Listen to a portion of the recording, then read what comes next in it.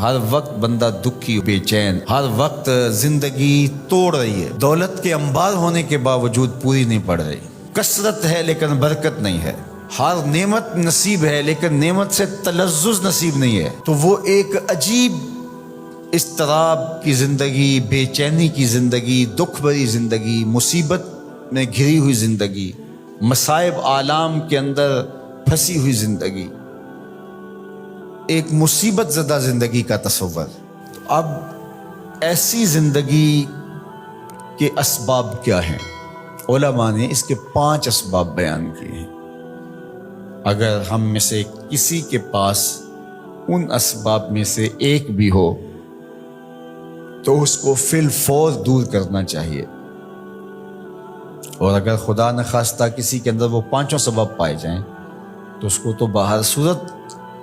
ایک نئی زندگی کا، خوبصورت زندگی کا، ایک پرسکون زندگی کا آغاز کرنے کے لیے ان چیزوں کو ترک کرنا چاہیے۔ پہلی چیز جو بدبختی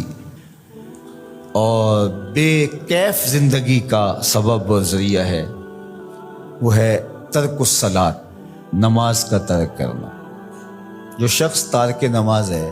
وہ زندگی کا تلذذ کبھی بھی حاصل نہیں کر پاتا۔ آپ تو ماشاءاللہ نمازی ہیں، جمعۃ المبارک کی حاضری بھی نصیب ہوتی ہے، کبھی ایسا ہو کہ آپ لمبے سفر سے آئے ہوں اور اتنے تھکے ہوں، صبح کو جاگ نہ آئی ہو اور نماز فجر رہ گئی ہو، اللہ نہ کرے ایسا ہو، لیکن ایسا کبھی ہوا ہو تو کیسا بے چینی میں دن گزرتا ہے۔ اب کہتے ہیں کوئی کھوئی چیز ہے، اس طرح دن بھر کے سفر سے آئے ہوں، تھکے ہوں، عشاء کی نماز پڑھے بغیر آپ لیٹ گئے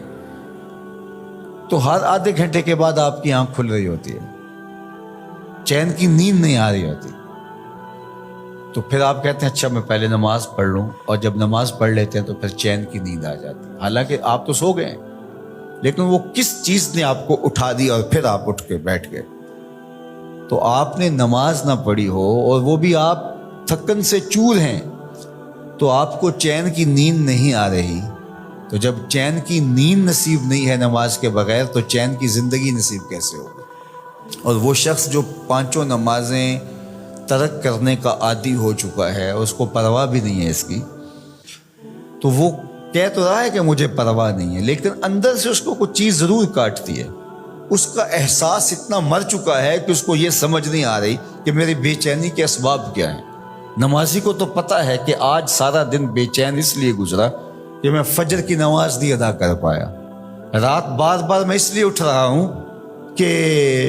مجھے عشاء کی نماز پڑھنی ہے، اور یہ شعور بھی چھین لیا گیا جس سے وہ تو کہتا ہے کہ آج ڈپریشن ہے، آج فلاں مسئلہ ہے، آج میرا کوئی بلڈ پریشر اوپر نیچے ہو گیا، رات کو اٹھ کے کوئی گولی لیتا ہے اور جو ہے وہ بار بار بلڈ پریشر چیک کرتا ہے، کیا وجہ ہے کہ نیند نہیں آ رہی؟ تو اس کے نیند نہ آنے کا سبب تو کچھ اور ہے، لیکن وہ کچھ اور سمجھ رہا ہے، اور دوائی کسی اور چیز کی کھا رہا ہے اور مرض اس کا کوئی اور ہے۔ تو یہ بدبختی ہوتی ہے کہ کوئی شخص تارک نماز ہو۔ تو 5 گانا نماز یہ شعار زندگی بن جائے تو انسان کی شقاوت سعادت میں بدل جاتی ہے،